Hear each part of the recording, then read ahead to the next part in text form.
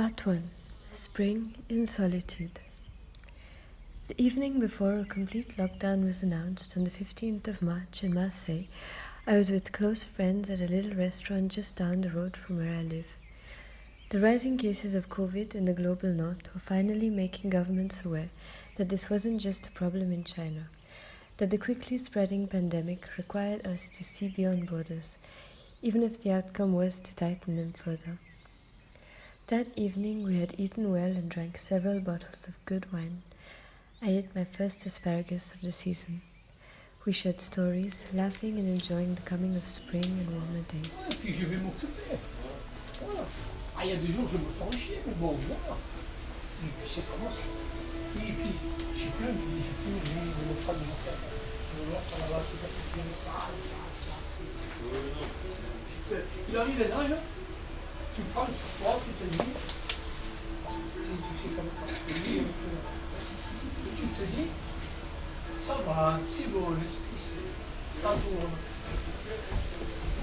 Mais là, c'est saturation. Là, du coup, il n'est pas plus chiant. Mais je supporte. Non, je pense qu'il est même moins chiant, peut-être moins violent. Il est moins violent, c'est pareil. Il est plus faux. Voilà. Il est plus pardonné. Hein. Voilà, c'est différent. Peut-être oui, personne va y arriver, gueuler.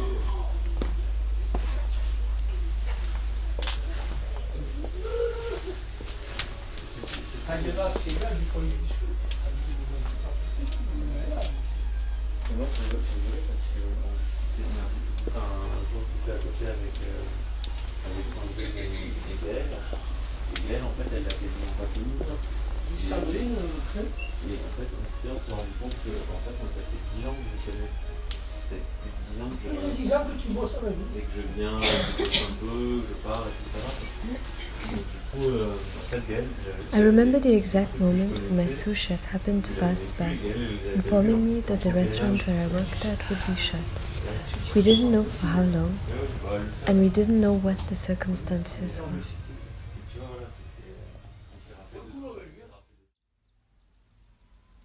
I thought about that evening often as I walked over the winding paths of this mound of white rock and wildflower, a soothing, calm meadow in the midst of the city, a 10-minute walk onto a hill overlooking the sea. A place I found myself visiting every day for 2 months, open space where both my dog and I could breathe fresh air, letting our skin drink in the sunlight and warmth. It is now August. The sky gleams bright and the sea is hot, as is the air that burns the skin instantly. It is dry. The evenings are so long that the setting sun leaves an orange residue past 9 o'clock, illuminating the vast openness above us in a deep midnight blue. Every morning, the city is soaked in a peach-hued light, spilling over the red-tiled roofs and lilac-blue hills in the distance. It is bright and still. I'm hiking up to the modest summit of this hill. Below me, a man dressed in orange with safety glasses and a helmet on was cutting back the herbs and dried grasses long gone to seed. Fire prevention, perhaps. The sounds were crisper, drier. Everything cracked, snapped and rustled as I made my way up onto the little perch. Even the sea seemed to boil, steaming and misting on the horizon below a scalding afternoon sun.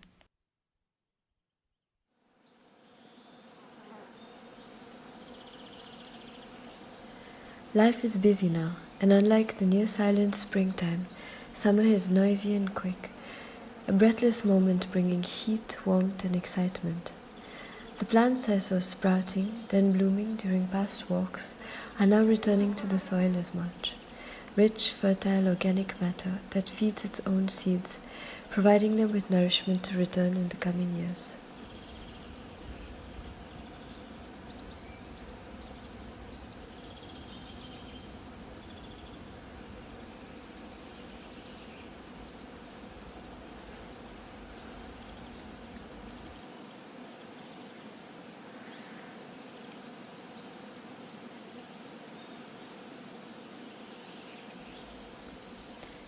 In this meadow spreading out the length of the limestone hillside, life and death are graceful movements in time, seamlessly woven into one another.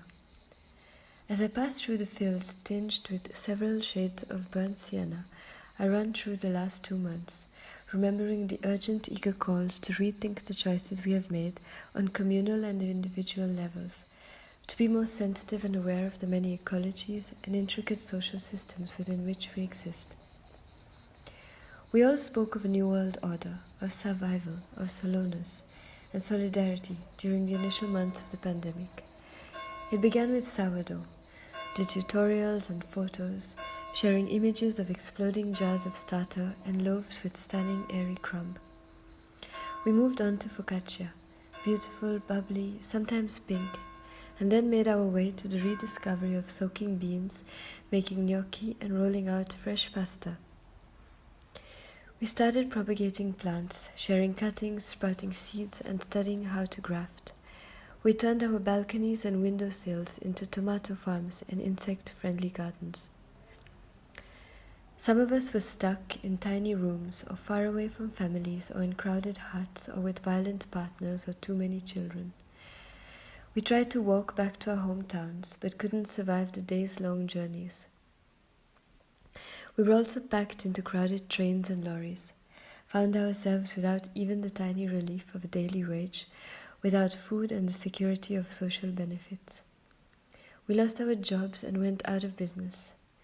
Some of us fell sick, some of us got better, and some of us have left for elsewhere. Some of us are still not allowed to leave the house.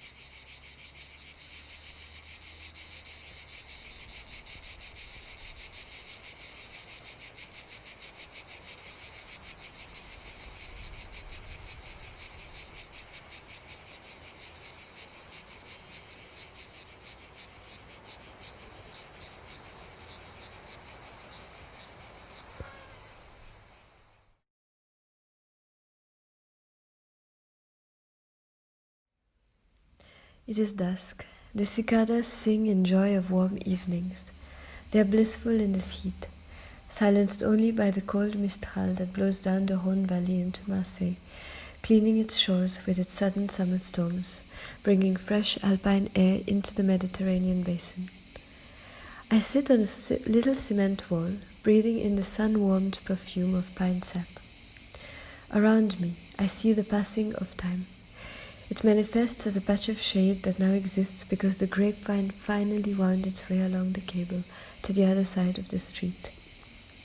As paths well inscribed in hard earth from the footfall of morning walks and evening runs, and rocks rubbed smooth by countless feet and hands grasping as they climb up, as the field of giant common fennel now raised into dry scrub.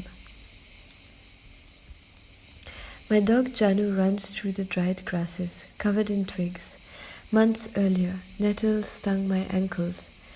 Good for the joints, they say, as she ran through the sprightly green shoots of wild mustard, her shining black fur dotted with their lemon-yellow petals and dusted with pollen grains. It was late March and the meadows were alive with the deep humming of bees, the glistening ochres and terracottas of butterfly wings, and the vivid blossoming of unruly, beautiful herbs. Where I was once distracted by tender purple star-like blooms of white salsify, I now see the last of them gently unfurling into extravagant floating balloons, feathery seed-filled parachutes.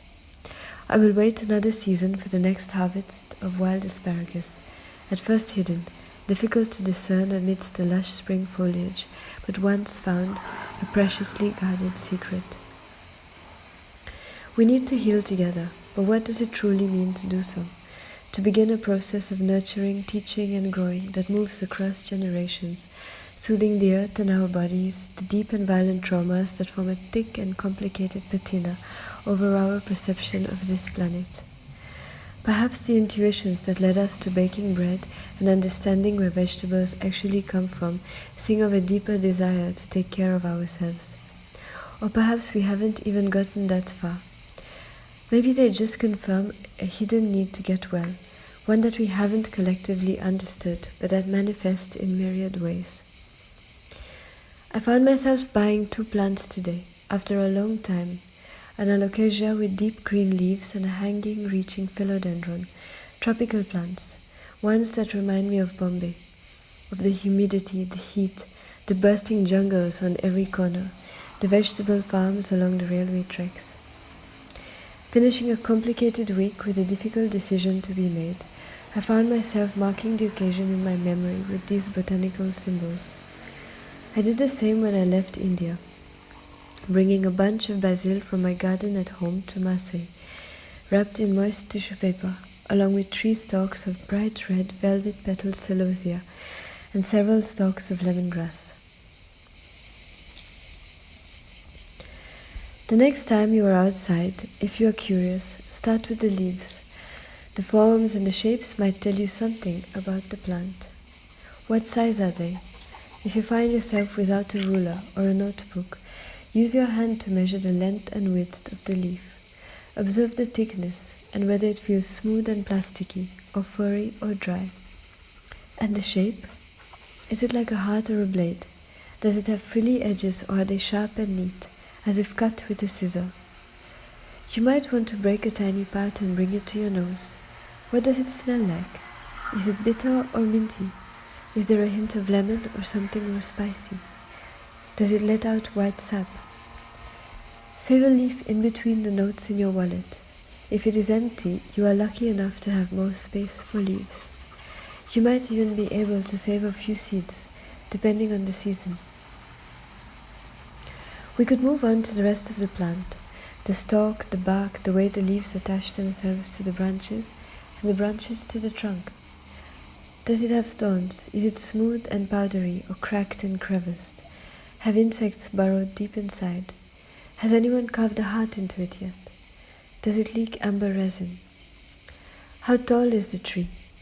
Were you looking down to search for a lost pair of keys when it caught your eye, or had you strained your neck looking up at the towering crown on top of you, swaying in the wind? Was it the flowers that brought you there in the first place, the honey-scented clouds of cream-hued blossoms, the joyous yellow trumpet-like blooms that dazzle in the wind? Perhaps the fruit have caught your eye, ripe and ready to harvest, in shades of reds and pinks and deep violets, sweet and sour and sometimes just right. But go deeper. Observe the surroundings, the soil, its texture. Is it rocky and dry? Is it grainy and dusty and sandy, warm to touch and almost too bright to look at? Is there enough shade and organic matter to make it a deep, loamy brown? Is it almost gone, bordered by cement and tarmac? Are there the remains of yesterday's picnic lunch caught onto small twigs? A packet of chips, an empty soda bottle, beer caps, blue surgical masks. Is the plant a welcome figure, something intentionally planted or tended to, or the result of a carelessly discarded fruit? A burr fallen off the fur of a dog, or a passenger in the wind? Who might have the opportunity to enjoy it?